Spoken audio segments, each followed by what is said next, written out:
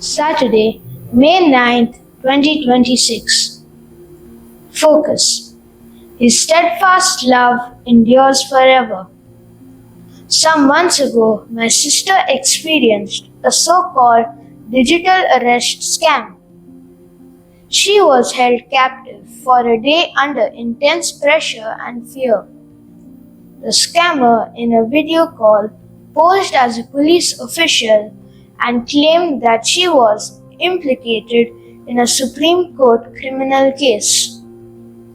He deftly manipulated her into trusting him and doubting herself, family, and friends, forcing her to reveal details about her financial assets while threatening her with physical arrest if she disclosed their conversation to anyone else.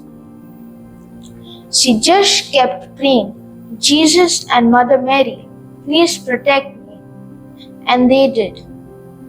Today, we find it hard to trust politicians, police, judiciary, friends, sometimes even family. Lies and empty promises abound.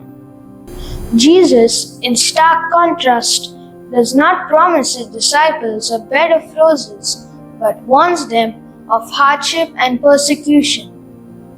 How then were Christ's disciples convinced to be a part of his missions of salvation? Perhaps because they knew they were his chosen.